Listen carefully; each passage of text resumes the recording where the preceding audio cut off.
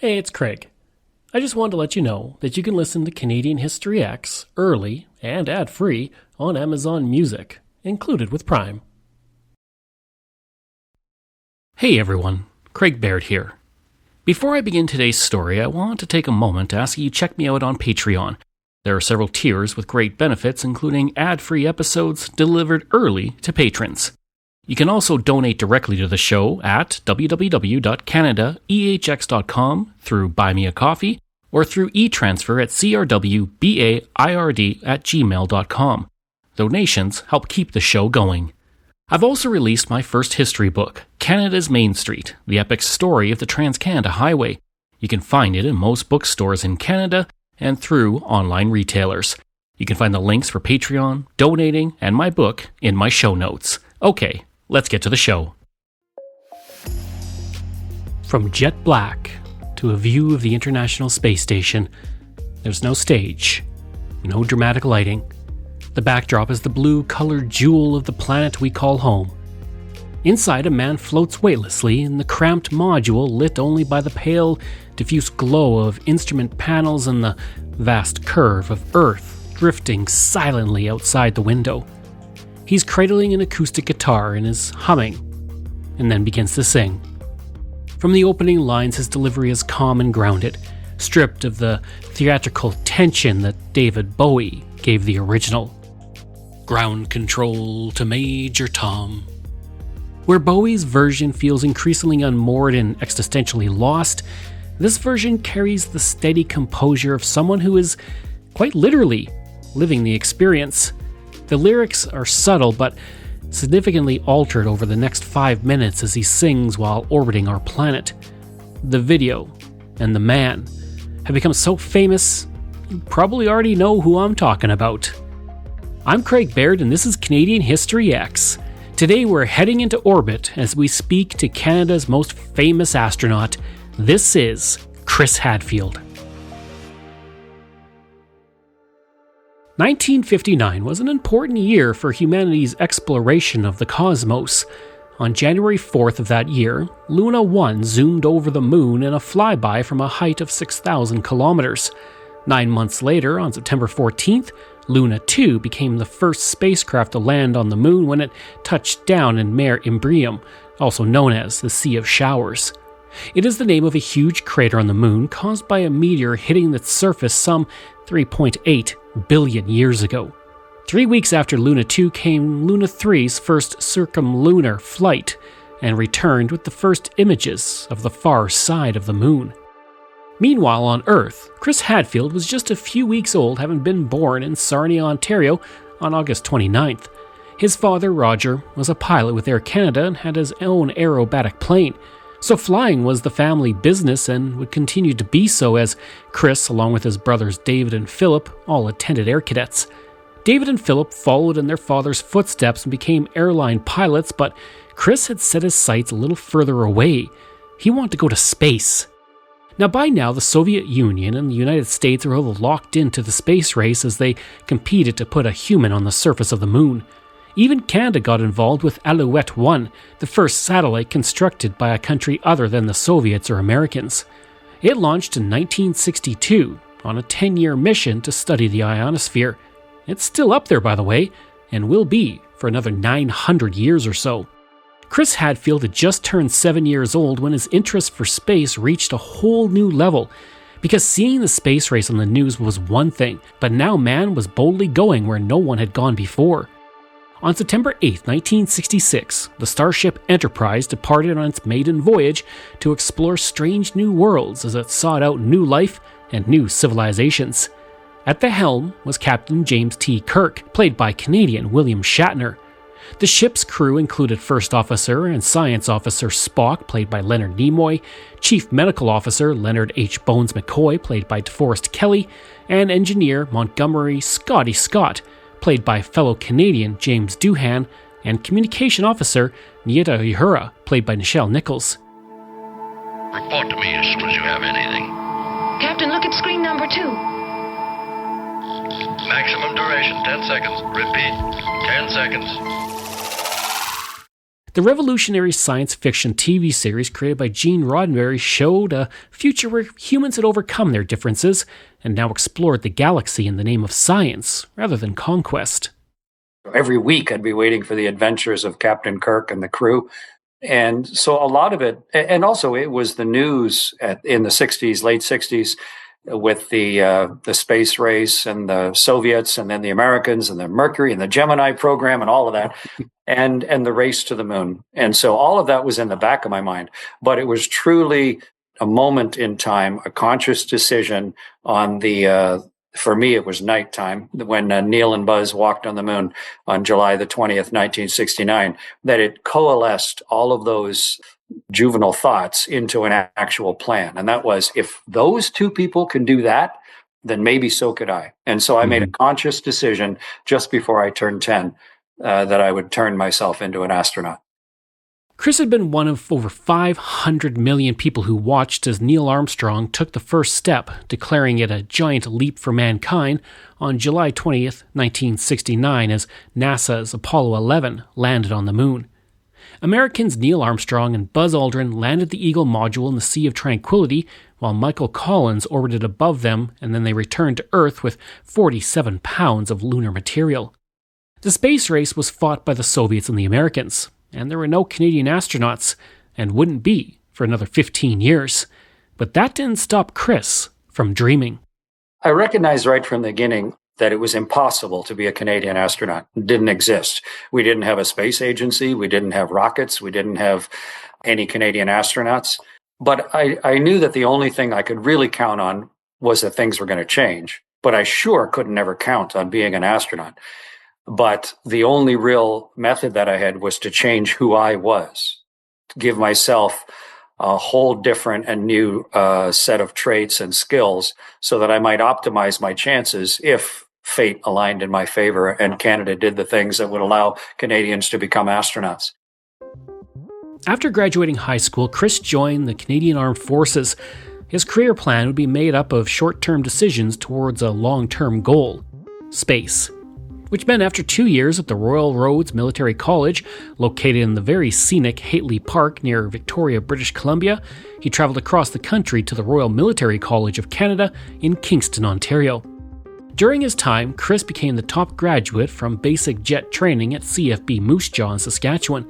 He also attended the 410 Tactical Fighter Operational Training Squadron at CFB Cold Lake in Alberta. Like I said earlier, flying was in his blood, and by 1982 he had graduated from the Royal Military College with a degree in mechanical engineering. And by then, the space industry was going through a shift. On December 5th, 1983, the National Research Council of Canada announced the first group of Canadian astronauts, which were chosen out of 4,300 applicants. And I thought, gosh, I wish the timing were different, but I don't have a good enough resume to even be properly looked at right now. Less than a year later, on October 5th, 1984, Marc Garneau became the first Canadian in space. He was a payload specialist aboard the Space Shuttle Challenger that flew in low Earth orbit for a week. And Chris watched from Earth and was inspired. I thought, okay, well, I'm on that path, and it's all fun and interesting to me, so let's keep on going, and maybe on the next recruitment, I'll have done enough things that I'll also be able to apply. But yeah, it was hugely not just inspiring, but also directional. Like, it wasn't just Americans, but there was a Canadian now who had done this thing. And so therefore, it increased my odds of being able to follow in Mark's footsteps. He continued to build towards his goal by piloting CF-18s with the Canadian Forces. The multi-role fighter jets are used for air defense as part of the North American Aerospace Defense Command, or NORAD. Then he trained with the United States Air Force Flight School and graduated in 1988. He then became a Canadian exchange officer at the U.S. Naval Air Test Center in Maryland, where he tested 70 planes. Among them were the FA-18 Hornet and the LTV-A7 Corsair II. Being part of the program brought him closer to space as well, because it was and continues to be one of the main training grounds for astronauts. To date, 90 of the 370 NASA astronauts have graduated from the center. And by 1992, he was one step closer to the cosmos. That year, he received a Master of Science in Aviation Systems from the University of Tennessee Space Institute. In June, Chris became one of the 4 astronauts selected from the 5,330 applicants to join the Canadian Space Agency Astronaut program. Now, the process can take over 13 months, involving intense interviews, psychological testing, and medical examinations. It came down to one Saturday at 1 o'clock in my kitchen when the Canadian Space Agency had sent a note saying, "Hey, we're gonna call and let you know." And so nervously sitting, my neighbor even came over because he'd always wanted to be an astronaut. He just wanted to be there for the excitement of it. And my thought was, let's see, because there were 20 of us in the final group, they're gonna call the people that they want as astronauts first. Because what if someone says no or whatever? So they'll call the good news first, and then they'll call the remaining, however, 16, 18 people, they'll call them after. So I thought, if the phone rings close to 1 o'clock, then that's probably good news. And the phone rang at like 1:03, and I thought, okay, this sounds good. And it was the old days of the phone on the wall and the long cord. And it was the space agency asking if I still wanted to be an astronaut. And that was surreal. It was a call I'd been waiting for since I was 9 years old. And my wife actually did cartwheels across the kitchen floor because she knew this was a whole new watershed change in our lives, and a brand new adventure. Lots of danger, lots of heartache, lots of triumph, lots of things coming, but definitely a really critical day in the path to my boyhood dreams coming true.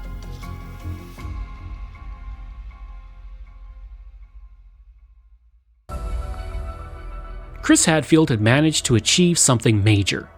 He had been selected along with David Williams, Robert Stewart, and Julie Payette, and was assigned to the NASA Johnson Space Center. There he would be joining the man he looked up to, Marc Garneau, to train as a mission specialist.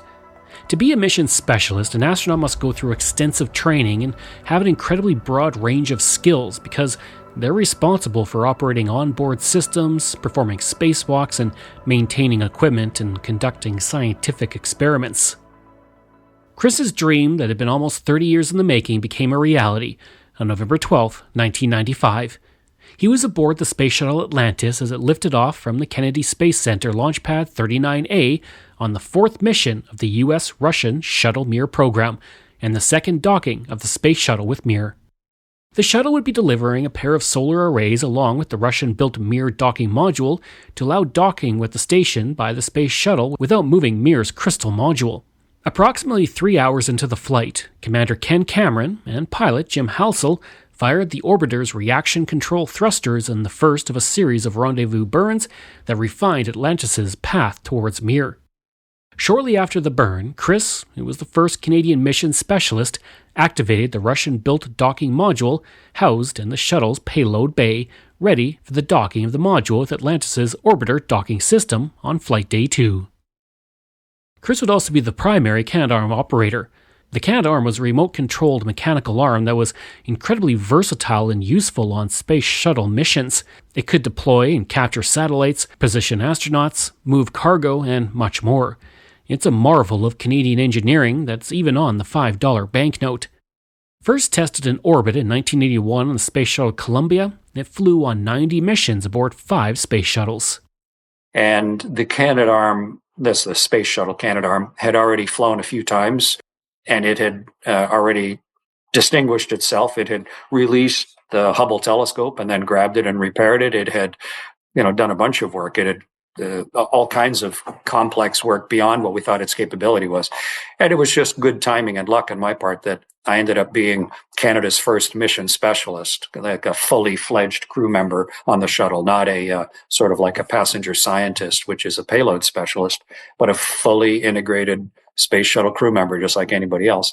And one of my roles was to operate Canadarm. And it was beautiful. It worked great. And I helped build the Russian space station using Canadarm. Very critical and pivotal work on the flight. So yeah, it was a great challenge personally as an engineer and a pilot, but also wearing a Canadian flag on my shoulder. It was a delight to see that Canadian flag on Canadarm and just an undeniable global example of how good Canada is. On November 14th, the third day of the mission, Chris used the Canadarm to hoist the docking 4,100 kilogram module out of the aft portion of the payload bay, rotated it to a vertical position, and moved it within 5 inches of the orbiter docking system. By 1:17 a.m. CST, as Atlantis flew over Eastern Europe on its 30th orbit, it locked onto Mir and created an airtight tunnel that allowed the shuttle crew to go aboard the next day. During the 3 days of combined shuttle-Mir operations, Atlantis' crew transferred various items from the shuttle to the space station, and then on November 18th, Atlantis undocked from Mir. Atlantis finally touched down on runway 33 at Kennedy Space Center in Florida on November 20th, 1995. And by the time Chris was safely back on Earth, he was already in the history books because he was not only the first Canadian mission specialist and the first Canadian to operate the Canadarm, he was also the first and only Canadian to ever go aboard Mir. And he wasn't done making history yet. Upon his return, Chris was assigned to be the capsule communicator for mission STS-77, which included Mark Garneau as a mission specialist. Better known as Capcom, the role is responsible for bridging communication between mission control in Houston and astronauts in space. And while numerous astronauts rotate through this role for different shifts and missions, Chris was in the role for 25 missions with NASA and had been the connection to his fellow Canadian cohorts, Julie Payette, who went to space first in 1999 on the Space Shuttle Discovery from May 27th to June 6, 1999, as part of the crew of STS-96. He had also been there for David Williams' first spaceflight, STS-90 in 1998 aboard the Space Shuttle Columbia. And then he got the call he had been hoping for. He would be going back to space again. On April 19, 2001, at 18:40:42 UTC, Chris Hadfield launched into space from John F. Kennedy Space Center aboard the Space Shuttle Endeavour. He was once again a mission specialist on his way to the International Space Station to deliver the Canadarm2. That mission led to another first. On April 22nd, Chris performed his first spacewalk. He had spent 4 years training for that moment in underwater simulators countless times. It's a one-person spaceship. It's not a suit, really. Build that spaceship around your body, completely self-contained, and then get locked inside the airlock, evacuate all the air out of the airlock. It gets quieter and quieter and quieter because there's no air, there's nothing to transmit sound or to carry sound anymore. And then I was the lead spacewalker, which is kind of unprecedented for a rookie, a first-time spacewalker to be lead. But I was lead first person out. And so opening up the hatch, peeking out through the open hatch into the void of the universe, and then grabbing onto both sides of the hatch and pulling myself out into the universe. He knew everything he needed to do, but the experience itself was something he had not prepared for. I was overwhelmed by how incredibly beautiful the Earth was. I was not ready for it. I was ready for all the technical stuff, and I did my egress and all my steps properly and accurately, but I was just not prepared for the overwhelming psychological impact of actually being out alone in the universe with this omnipresent and gorgeous world turning mesmerizingly next to me, and the eternity of the universe on the other side of me. And me, that same little 9-year-old kid who watched Star Trek, being the person in between those two as one of the early spacewalkers in the world. Yeah, it's an amazing moment.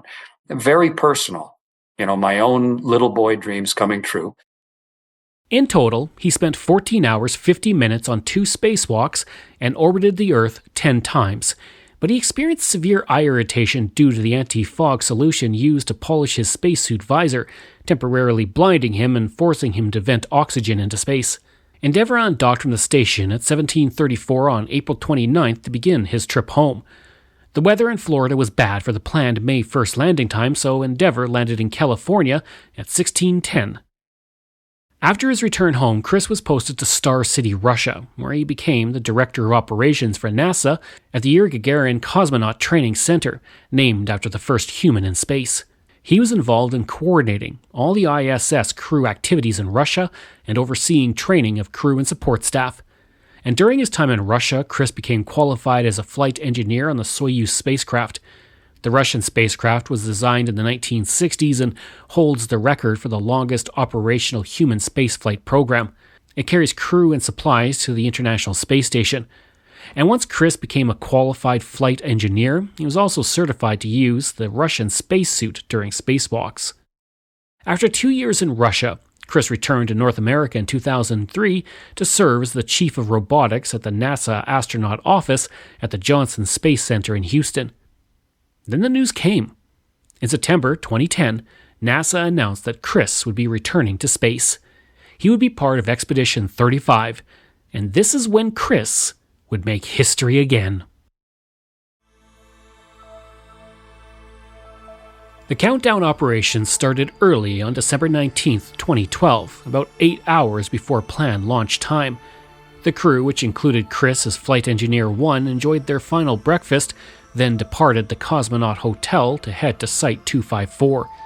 The crew arrived at the launch site about 2 hours and 33 minutes before liftoff on the Soyuz FG rocket carrying Soyuz TMA-07M. The launch from the Baikonur Cosmodrome happened in freezing weather conditions. They docked at the space station while the two were flying over northern Kazakhstan on December 21st.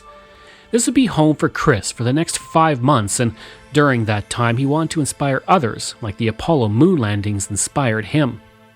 This included speaking to hundreds of schools and using any media available to make space more accessible to the people on Earth. And while the internet was in its infancy during his first 2 space flights, everything had changed by 2013. So suddenly there was a tremendous opportunity to real-time share what was going on. And that was new, and it was extremely powerful. And what I resolved to myself is every time I notice something cool, I'm going to try and make just video it or take a picture of it. And then don't spend a bunch of time thinking about it. Just use the immediacy of the internet and the various social media platforms to share it, and just share my words, whatever I was thinking. And if I thought it was cool, then maybe other people would too. Chris believed that sharing the experience of being in space was an important part of an astronaut's job because it helped to get people interested in science and space. But it also gives great joy because it inspires so many other people, both indirectly and directly, to maybe make different choices with their lives. In Ireland, after my 3rd space flight, they actually had a measurable increase in the number of students that went into sciences and maths at university. A step increase, and they all put it down to the inspiration that came from the way that I shared my space flight. But here's the thing with Chris. Science isn't his only passion, as the world would soon find out. Aboard the ISS was a Larrivee parlor guitar, which had been brought up on a previous flight. Chris would put it to good use. He had arrived just 4 days before the Christmas holiday, so on December 23rd he recorded the first original song in space. It's called Jewel in the Night, and it's a folk tune about space exploration, the Christmas season, and goodwill to people on and off the Earth. He then posted it online on Christmas Eve via YouTube and Twitter. And he wasn't done with showcasing his musical talents. On February 12, 2013, Chris joined Ed Robertson of the Bare Naked Ladies, along with Wexford Gleeks, in the first Space to Earth musical collaboration. The song, ISS, Is Somebody Singing, was commissioned by CBC Music and the Coalition for Music Education with the Canadian Space Agency to celebrate music education in schools across Canada. To date, the video has close to 4 million views, but it would pale in comparison to what he would do next. On March 13, 2013, Chris became the first Canadian commander of the International Space Station, and he received a personal message of congratulations from Queen Elizabeth II, who said, "I am pleased to transmit my personal best wishes and those of all Canadians to Colonel Chris Hadfield as he takes command of the International Space Station." He also became a social media darling. He created one of the top Reddit Ask Me Anything threads of all time on February 17, 2013, and with the help of his son Evan made videos explaining how astronauts sleep on the station, how food is cooked, and even how to use a vacuum while cutting nails and hair to prevent the debris from floating around. And as his celebrity grew, his childhood hero reached out. Captain Kirk himself, William Shatner, tweeted to Chris and asked, "Are you tweeting from space?" To which Chris responded, "Yes, standard orbit, Captain, and we're detecting signs of life on the surface." His videos and images not only showed the majesty of space, but the work by astronauts and cosmonauts on the space station. And as he prepared to leave space one last time, he had something even bigger up his sleeve. Space Oddity is one of the most famous songs in history. It was written, recorded, and released by David Bowie in 1969, the same year Neil Armstrong walked on the moon. The song was heavily inspired by the ending of Stanley Kubrick's classic film 2001: A Space Odyssey, and tells the story of an astronaut named Major Tom who is orbiting the Earth and believes that he is going to die alone above the atmosphere. Now, a quick side tangent here. Did you know that the voice of HAL 9000 was voiced by Winnipeg's Douglas Rain, a Canadian actor who co-founded the Stratford Festival? That's wild, right? Anyways, as Chris's popularity exploded on social media, people started to ask him to cover Space Oddity while he was in space. Chris's son Evan wanted his father to do the song too and told him if he didn't do it, he would probably regret it forever. In his book, An Astronaut's Guide to Life on Earth, Chris wrote that he wasn't totally convinced, but he decided he'd give it a shot. To begin the process, Chris and Evan rewrote some of the lyrics to focus on life aboard the space station, which included mentions of the Soyuz and the ISS. Using a simple mic and iPad, Chris then recorded the song over 3 takes from January to February 2013. Once that was complete, they needed to get David Bowie's permission to release it, and for that they turned to M. Griner for help. The Canadian independent singer-songwriter, bassist, and pianist has collaborated with Bowie in support of his 1999 album Hours, so she reached out. Bowie responded to her email and said the idea was thrilling and to go for it.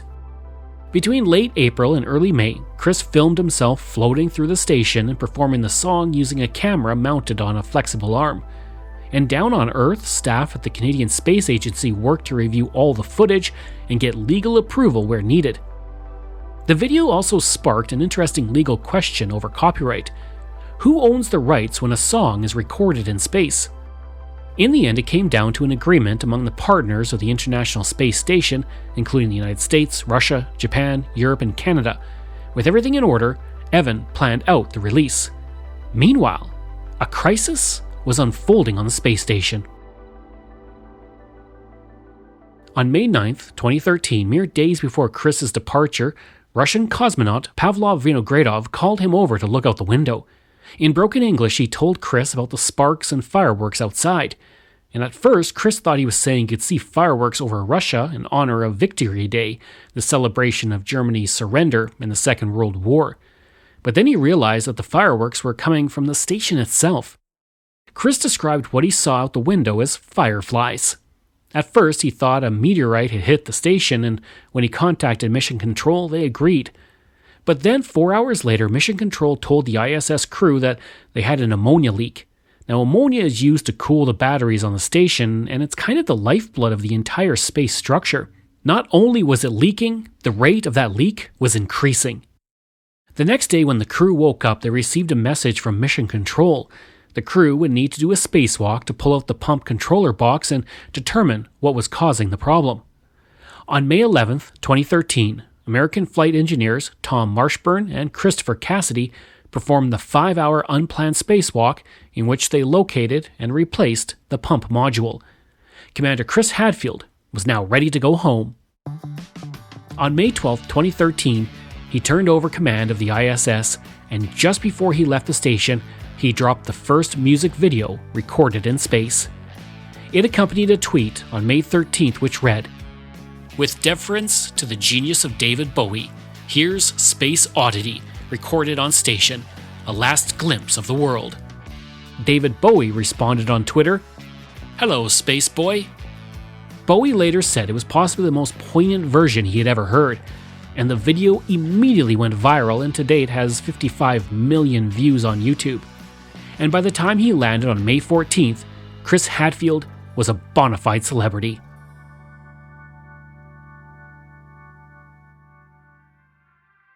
A month after his return, Chris retired as an active astronaut. His career stats are impressive. He spent 165 days, 16 hours, and 18 minutes orbiting the Earth, and now the world knew who he was. He was on the front of Macleans magazine with a lightning bolt painted down his face and a nod to Bowie's famous album cover. In the autumn of 2014, he joined the University of Waterloo as a professor for a 3-year term. He also hosted the masterclass web series on space exploration and found himself fielding requests from around the world. On October 29, 2013, his first book, An Astronaut's Guide to Life on Earth, What Going to Space Taught Me About Ingenuity, Determination, and Being Prepared for Anything, was released. The best-selling book received critical acclaim and won the CBA Libris Nonfiction Book of the Year award. He followed that book up with a book titled You Are Here, Around the World in 92 Minutes, Photographs from the International Space Station in 2014. He then released a children's book, The Darkest Dark, 2 years later. Both books were bestsellers. He also sang Oh Canada at a Toronto Maple Leafs versus Montreal Canadiens game in Toronto. In October 2015, he released the album Space Sessions, songs from a tin can featuring songs he'd recorded on the ISS. It reached number 10 on the Billboard Canadian chart. Most recently, Chris has also entered the fiction realm with his Apollo Murders trilogy. Set in an alternate world, the first novel, The Apollo Murders, was published in 2021 and follows Apollo 18, which is involved in a secret mission to the moon. While it is an alternative history novel, there was no Apollo 18 mission, but many of the events and people in the book are real. That was followed by The Defector in 2023 and Final Orbit in 2025. I put a lot of work into them. I'm writing my 7th book now. But I love the sharing process, and I love constantly bumping into strangers all around the world who tell me how excited they are for the next book, or they've memorized passages from my previous books, because that means the magic of the written word has continued to be just as powerful. Chris also received the Order of Canada and has a star on Canada's Walk of Fame. If that's not enough, both the Sarnia Airport and an asteroid are named for him. There's even a species of bee, Andrena Hadfieldi, that carries his name. In the 12 years since Chris Hadfield returned to Earth from space for the last time, his prestige and celebrity in Canada have only grown. He still speaks to Canadians of all ages to get them interested in space and is Canada's go-to expert. Chris has also been top of mind and even has been thinking about humanity's greatest achievements in space as Artemis II made its historic mission to the moon and back. Exploration is how we have thrived as a civilization, as a species. And just very recently, our technology has gotten good enough that that exploration goes into the third dimension, with the very first powered flight in 1903 and the very first space flight in 1961. It's all basically one long human lifetime. All this has happened. And now we're transitioning on the moon from early exploration to early settlement. And that's happened on all the continents of Earth, most recently Antarctica. And so it's just the natural human process being enabled by technology. And I'm just so delighted that this most recent mission, Artemis II, was so technically successful, scientifically successful, but also socially fascinating for people. It rekindled an understanding and an excitement about exploration itself and what we can do together when we cooperate. And so, yeah, it's exciting and fun. This show is researched, produced, and written by me, Craig Baird, with the help of Dila Velasquez. Audio production and design by Rosalind Kufor. If this is your first time listening and you like what you heard, please take a moment and give us a 5-star review to help other people find these amazing stories. And there are so many for you to sink your teeth into. If you enjoy this podcast, then please check out my other podcasts, From John to Justin, Canada, A Yearly Journey, Pucks and Cups, and Canada's Great War. We love hearing from you, so if you have a show topic you want me to cover, email me at craig@canadaehx.com or stop by my website and social media. I'll include all of those in my show notes. Until next time, I'm Craig Baird, and this is Canadian History X.